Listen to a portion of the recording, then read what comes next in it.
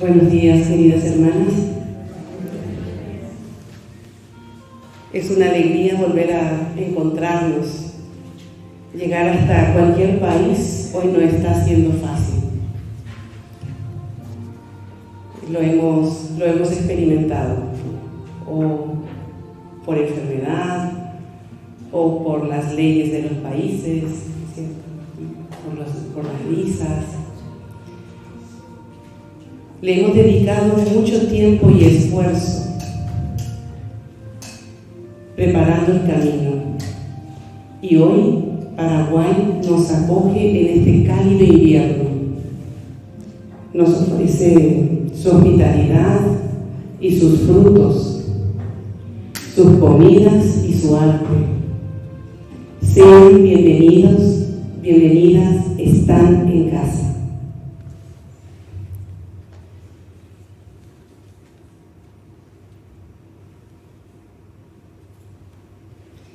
Hemos dispuesto el corazón, ¿no es cierto?, con las pautas de preparación para buscar en el Señor su palabra para nosotras hoy.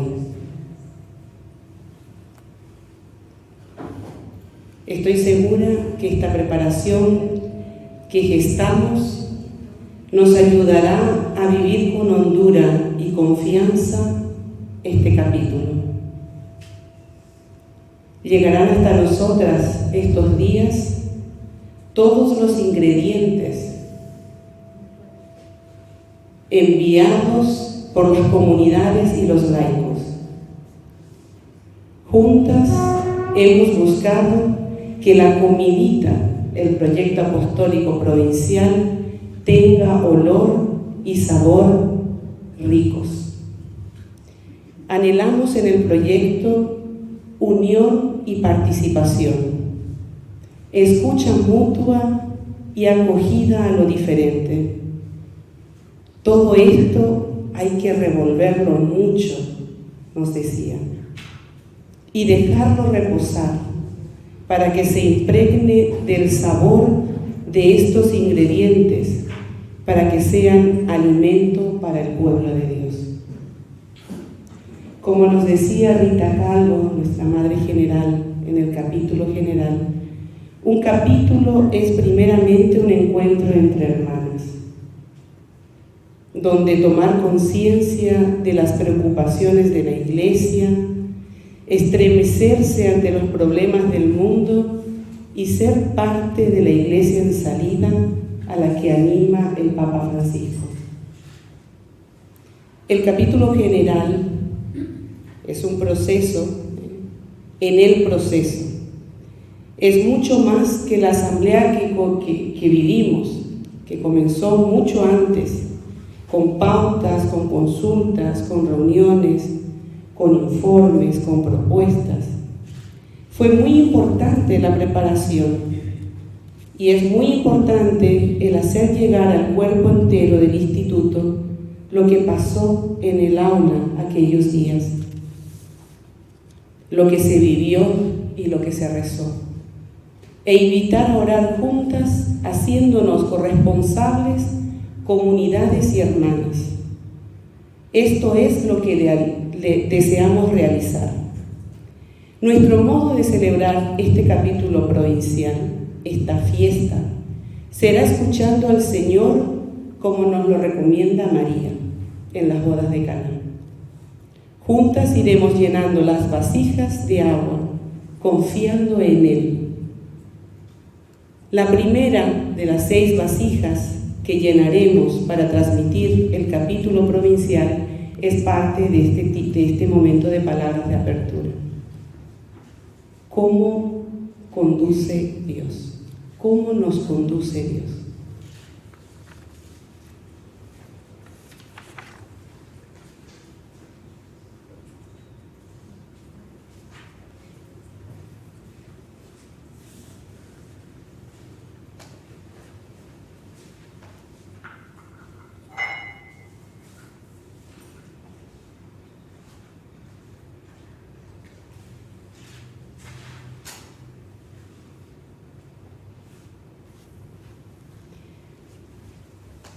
Estos días, cuando recogía este momento para poder compartir con ustedes esta primera vasija, cómo nos conduce Dios y nos trabaja Dios.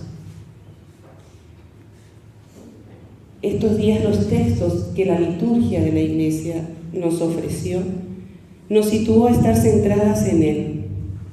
Será importante que lo recordemos, que recordemos esos textos. Y los recogí desde el momento en que nosotras como comisión capitular comenzamos a reunirnos. El primer día de nuestra reunión, la liturgia nos ofrecía el texto que dice: el vino nuevo se echa en odres nuevos, y así las dos cosas se conservan. El segundo día, la liturgia nos decía: la mies es abundante y los obreros pocos. Rueguen pues al dueño de la mies que envíe obreros a su mies. El tercer día: ánimo, hija, tu fe te ha curado. Y en aquel momento quedó curada la mujer. Cuarto día: la mies es abundante, pero los obreros son pocos. Rueguen pues al Señor de la mies que mande trabajadores a su mies. Quinto día: Jesús, llamando a los 12, les dio autoridad para expulsar espíritus inmundos y curar toda enfermedad y dolencia. El último día, antes del descanso de la llegada: vayan y proclamen que el reino de los cielos está cerca. Nos hablaban fuertemente de ser llamadas y enviadas a vivir sin temor el anuncio de la paz. No hay misión sin envío, ni envío sin misión. Y acá estamos, mujeres convocadas a vivir en el envío en misión, llamadas a vivir según actitudes y acciones concretas, como los discípulos a quienes invitó a que no llevasen nada para el camino, sino solamente un bastón, ni alforja, ni pan, ni dinero en el cinto, sino que calzasen sandalias y no vistiesen 2 túnicas. Y les dijo: donde quiera que entren en una casa, quédense en ella hasta que salgan de aquel lugar. Y si en algún lugar no les recibiesen ni les oyeran, salgan de allí y sacudan el polvo de sus pies. En verdad les digo que en el día del juicio será más tolerable el castigo para los de Sodoma y Gomorra que para aquella ciudad. Y saliendo predicaban a todos que se arrepintiesen, que se convirtiesen, y echaban fuera muchos demonios y ungían con aceite muchos enfermos y los sanaban. Hoy actualizamos para nosotras el llamado y envío de los discípulos, llamadas a vivir centradas en Él, en actitud contemplativa. En el capítulo general, Cipriano Díaz, un hermano jesuita, un compañero jesuita, nos ayudó a situarnos en actitud disponible y audaz en el camino capitular. Nos recordaba que la vida religiosa, la vida cristiana, es invitación primera a estar con Él, ser, y para ser enviadas, para hacer. Estar con Él es el absoluto, como para Él lo era estar con el Padre, para Jesús. De esta urgencia cotidiana surgirá todo lo demás. Es frecuente en los evangelios escuchar: se levantó cuando aún era de noche, se retiró a un lugar desierto y allí oraba. La necesidad que Jesús tiene del silencio y de la soledad para que sea Dios Padre quien ponga cada día la palabra en su boca y pueda contemplar la realidad con una larga mirada, apartarse para contemplarlo todo desde Dios. Eso es lo que sostiene la vida y la pasión de Jesús. También nosotras necesitamos el silencio para entrar más adentro en la espesura del mundo, de las cosas, para mirarlas por adentro y para que Dios Padre nos libere de toda superficialidad este capítulo provincial. Quien quiera ser contemplativa en la acción, pensar en lo apostólico, debe aprender a hacerlo en la soledad, en la reflexión. Decía el padre Arrupe, esto lo decía él, porque es un camino, es el mismo camino el que lleva al prójimo y el que lleva a Dios. Un mismo camino que recorrió Santa Teresita de Lisieux y San Francisco Javier, los dos patronos de las misiones. Una en el claustro y otro en las calles. Quien se abre al exterior debe en la misma medida hacerlo al interior, o sea, hacia Cristo. La interioridad entonces no se opone a la exterioridad, sino a la superficialidad. Estos días conocí más de don Elder Cámara y se los compartí a ustedes. La alegría inmensa de estar en su tierra, conocer sus lugares, pero sobre todo tener contacto con su gente. La sencillez de su vida atrapó mi corazón, sintonicé hondamente con él. Su experiencia de cómo Dios lo condujo me lleva a contemplar mejor el llamado gracia de estar centradas en Jesús desde la pobreza, sin dinero, ni pan, ni alforja. La invitación a abrazar la pobreza es también intimidad con Cristo. La pobreza nos lleva a la intimidad con Cristo y la intimidad con Cristo a los pobres. Estamos llamadas entonces a orar para entrar en el corazón de Dios. Jesús elige a los suyos para estar con Él. Eso es lo primero. Después vendrá todo lo demás. Esa es la fuente. Lo único absoluto, estar con Él.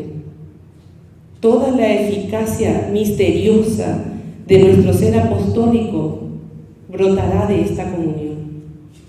Pequeñitas, poquitas, inmensamente apostólicas.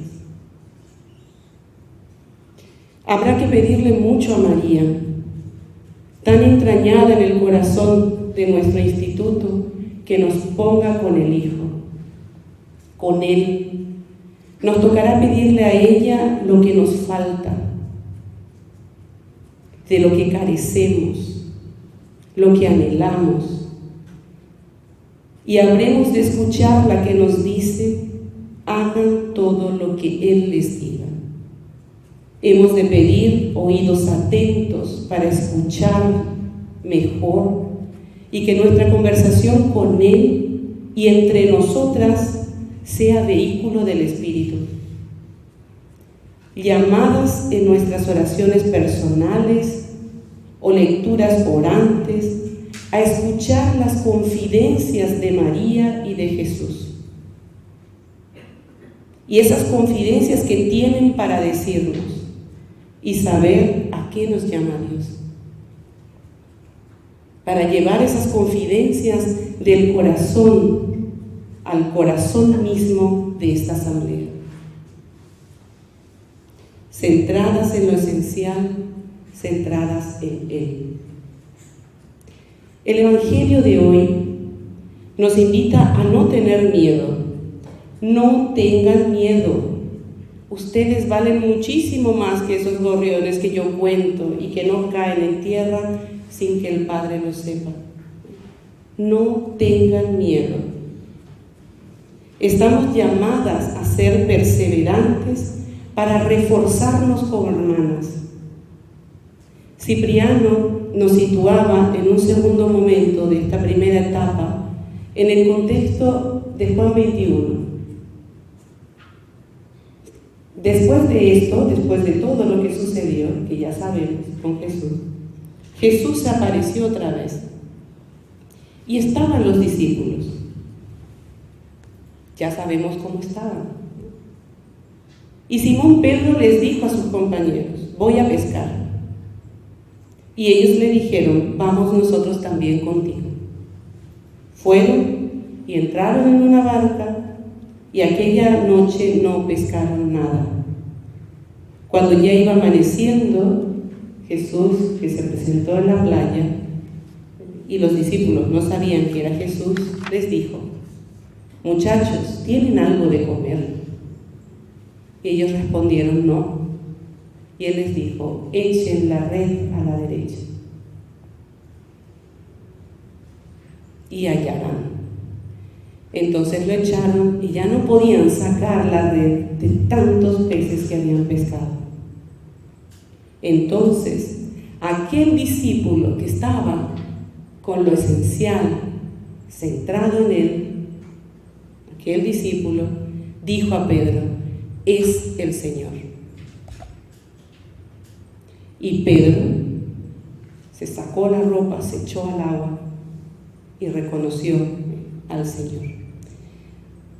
Después de un tiempito, Jesús le dice: traigan los peces que acaban de pescar. 153. Y aún siendo tantos, la red no se rompió. Les dijo Jesús: vengan, coman. Y ninguno de los discípulos se atrevía a preguntarle quién era, porque lo habían reconocido. Vino Jesús, tomó el pan y lo dio, y asimismo del pescado. Esta era la tercera vez que Jesús se manifestaba a sus discípulos. Cuando terminaron de alimentarse, de estar con Él, Jesús aparta a Pedro y le pregunta: Simón Pedro, Simón hijo de Juan, ¿me amas más que estos? Le respondió: sí, Señor, tú sabes que te quiero. Y él le dijo: apacienta mis corderos. Jesús le volvió a preguntar: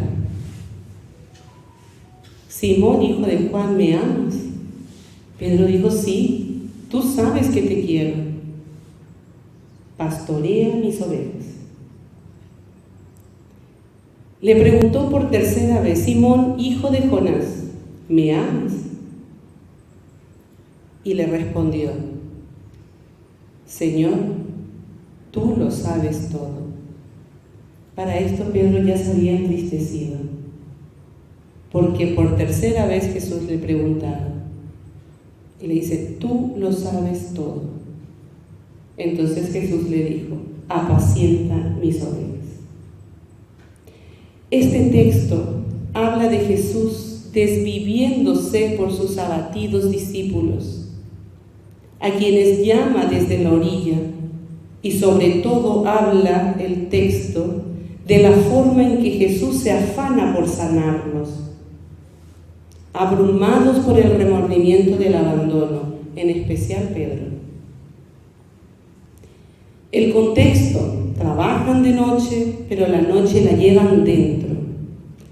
Alguien desde la orilla dice: muchachos, la voz de antaño del maestro, echen las redes por otro lado, que es invitación a romper el círculo de la obsesión, y reconocen al Señor.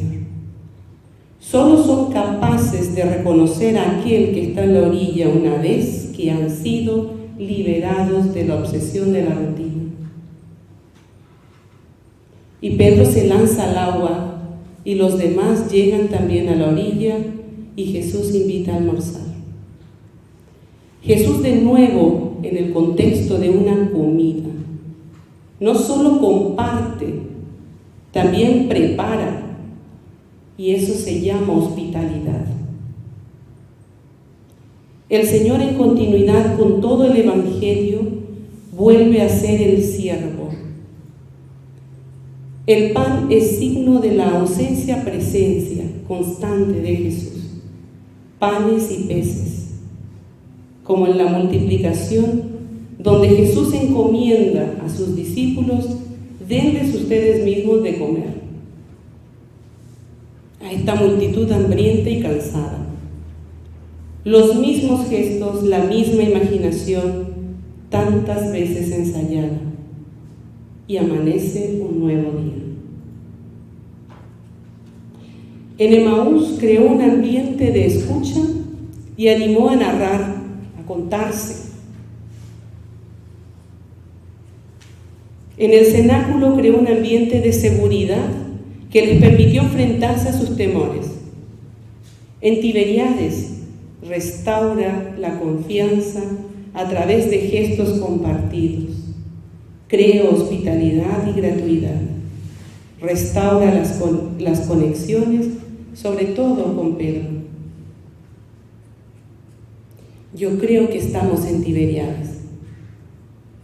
Siento que estamos en Tiberíades, necesitadas de sanación, necesitadas de gestos de reconciliación, amándonos porque amamos al Señor. Habilita a Pedro, nos quiere habilitar también. Le hace 3 preguntas para alcanzar el amor. Y Pedro queda: tú lo sabes todo. La importancia de los ritos en los procesos de sanación para alcanzar el amor embarga nuestros esfuerzos. El Evangelio es invitación a estar con Él para ser, no para hacer, no para tener. Es decir, estar centradas en Él, en actitud contemplativa, situadas desde la perspectiva de los pobres y desde la propia pobreza, centradas en lo esencial, perseverantes en la fe. Somos su pequeña compañía y comunidad. Queridas hermanas, perseverantes para reforzarnos entre hermanas. Es seguro que a lo largo de estos días de asamblea nos esperan horas de noche, donde la red lanzada al mar no pesca nada. Perseveremos, lo intentaremos de nuevo y fiadas de la palabra hasta oír la voz del Señor en la orilla, hasta sentir que el Señor es quien prepara el fuego de la cena para asar los peces que nosotras le daremos y compartiremos el pan. Un capítulo provincial hecha de perseverancia y fidelidad para dejarnos sorprender por las preguntas del Señor. ¿Me amas? ¿Me aman? Y volver a escuchar: apacienta mis corderos, mis ovejas, mi pueblo, mi gente, mis pobres. Como mujeres del alba, mujeres de la esperanza, centradas y perseverantes, se pide de nosotras que seamos mujeres atrapadas por el Espíritu, por el fuego, por la vida de Cristo, frente a otras distracciones. Atrapadas por la esperanza, pues ¿cómo no creer en un nuevo nacimiento si ya estamos sintiendo los dolores del parto? La vida viene, el reino de Dios ya está. Se nos pide el compromiso de encontrar la voluntad de Dios juntas, como un cuerpo, en conversación espiritual y discernimiento en común. Dicen que al padre Adolfo Nicolás le gustaba mucho decir que es más fácil ir de profeta que discernir con las demás. Si quieres ir rápido, tienes que ir sola. Mientras que si quieres ir lejos, tienes que ir con otros y otras. Se nos pide quedar libres de muchas otras preocupaciones que distraen. Démonos tiempo y cuestionémonos cuando la cabeza hable más fuerte que el corazón, cuando la prisa y la ansiedad nos frecuenten, cuando la acción venga sin contemplación y la mirada a la realidad sin compasión. ¿Qué es lo que queremos? ¿Queremos información o comprensión? ¿Velocidad o profundidad? ¿Centradas en Cristo o navegar en la red, internet full? ¿Queremos ir rápido o ir lejos? El capítulo provincial es camino para encontrar la voluntad de Dios juntas, como un cuerpo en conversación espiritual y discernimiento. Y es como lo dice preciosamente, nos decía Cipriano, en la Fratelli Tutti, número 50. Buscar juntas la verdad en el diálogo, en la conversación reposada o en la discusión apasionada, con un carácter que es legítimo, representativo y legislativo por constituciones. Aquí estamos, la provincia del Cono Sur.